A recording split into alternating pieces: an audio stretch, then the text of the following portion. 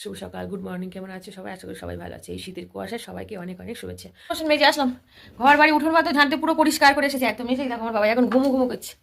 এই দেখো আমি ঘুমাচ্ছি, এখন চা বসাবো। আর সেই বাবাই ওই কুকুরটা বিশাল জ্বালাচ্ছে। আর বাবা এই ঘর ভাতটা সবগুলো আগলা হয়েছিল জানিস না, তাই ইঁদুরি ফেলেছে। আমার ইঁদুর তো ঢোকার কোনো লাইন নেই, তো ইঁদুরি কি করে ঢুকবে বাবাই? তো বন্ধুরা দেখো আমার সব কাজ করা কমপ্লিট হয়ে গিয়েছে, ঘর বাড়ি মুছে এবার রাত দেখো বাসনগুলো উঠ করে নেবো। বাসনগুলো একবার মেজেই ঢুকেছি। আর কি বলো তো, শীতের সন্ধ্যায় কালকে রান্না করেছি। আমার বর কলকাতা থেকে সে একদম বাসমতি চাল এনেছিল। আমি বলেছিলাম একটু সরু চাল আনবে, তাহলে গরম গরম দুটো আলু সেদ্ধ দিয়ে ভাত খাবো রাত্রে। সেই রাত্রে রান্না করেছিলাম, বুঝতে পেরেছো? আর সেই ভাত দেখছি ইঁদুরে ফেলেছে নাকি, মানে কিসে। আমার ঘরে তো বিড়াল ঢুকতেই পারবে না প্রথম কথা, কারণ আমার চারিদিকে গেট লাগানো থাকে, বিড়াল ঢোকার মতন কোনো জায়গা নেই। মেন কথা হচ্ছে আমার ক্লাবসের গেটের সামনে দেওয়া থাকে সিট গেট, দুটো গেট টপকে তো বিড়াল ঢুকতে পারবে না, তাই না? তো ভাতগুলো দুটো ঝুড়ি ঢাকা দিয়ে রেখেছি ছোট ছোট হাঁড়িতে মধ্যে। রাত্রিরে রান্না যেহেতু ছোট্ট একটা হাঁড়িতে রান্না করেছি, ভাতের হাঁড়ি যে ঝুড়িটা না নামিয়ে দিয়েছে, মিষ্টিগুলো রেখেছিলাম, মিষ্টির মানে প্লেটটা ফেলে দিয়েছে। ওসব দেখে কি আর খাওয়া যায় বলো তো? তখন আর খাইনি, ফেলে দিয়েছে। তাই বাবাকে বলছিলাম, বাবা ইঁদুরগুলো খুব জ্বালাতন করছে, এটাই হচ্ছে কথা।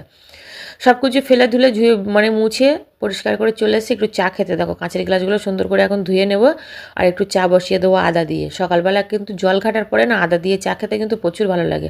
হ্যাঁ, সবাই বলতে পারো যে লিকার চা খাচ্ছ, দুধ চা জোটে না। না, দুধ চা আমি খাই না, এমনিই আমি লিকার চা খেলেও আমার গ্যাস হয়, সত্যি কথা। কিন্তু চাটা আমি খাই মোটামুটি, গ্যাস হোক আর যাই হোক। তার জন্যই 2 কাপ সুন্দর করে লিকার চা করে নেবো আদা দিয়ে ফুটিয়ে ফুটিয়ে।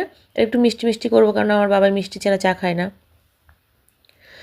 আর শীতের সময় না সত্যি কথা বলতে জলে হাত দিলে পরে না মনে হচ্ছে ছাত করে উঠছে।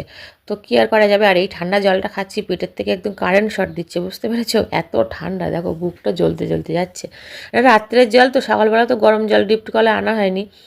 আর এই বাদাম এখন ভাজা হবে, বাদামগুলো কিন্তু আমার বড় কলকাতা থেকে এনেছে। চাটা দেখো প্রায় কমপ্লিট হয়ে এসছে, দেখতে পাচ্ছ চাটা কিন্তু ফুটছে। এবার আমি একটু বাদাম ভেজে নেব। বাদাম ভাজা মুড়ি দিয়ে চা খাবো সকালবেলা, হেভি টেস্ট লাগে। আর বাদামগুলো কিছুটা কিন্তু ভাজা বাদাম আছে ওটার মধ্যে। আগেরবারে মা 1 কিলো বাদাম দিয়েছিল, তার মধ্যে থেকে কিছু অবশিষ্ট রয়ে গেছিলো। আবার দেখি আমার বর বাদাম এনেছে কলকাতার থেকে। চাল আনতে বলেছিলাম, তো বাদামও এনেছে। আমি ঠিক আছে, বাদামগুলো কিন্তু একটা একটা দানা বলো। আর আমাদের এখানে দোকানগুলো যা লোক কুড়ি মার্কার দোকান, কি বলবে, একটাও ভালো মাল দেয় না আমাদের গ্রামে, যেটা বললাম।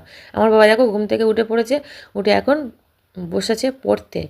আর দেখো বাবাই বাথরুমে গিয়েছিলো, তো 2বার করে লিকারটা ফুটিয়েছি, পুরো কালচে কালচে হয়ে গেছে। আর বাদামগুলো দেখো একটা একটা ভেজে নিয়েছি, দেখো কি টেস্ট। চাগুলো এখন খেয়ে নেবো, খেয়ে নিয়ে তারপরে বাবাই কিন্তু এখন পড়তে বসেছে। ওকে ডাকবো, ডেকে চাগুলো কমপ্লিট করে খেয়ে নিয়ে তারপরে বিছনা তুলবো। পরের ভিডিওতে বিছনা তোলা। তো বন্ধুরা আমার ভিডিওগুলো তোমাদের কেমন লাগলে? মর্নিং ভিডিওগুলো দিলাম, বেশ সকালবেলা যেটুকু করেছি সেটুকু তোমাদের সাথে শেয়ার করেছি। ভালো লাগলে অবশ্যই একটা করে লাইক করো, কমেন্ট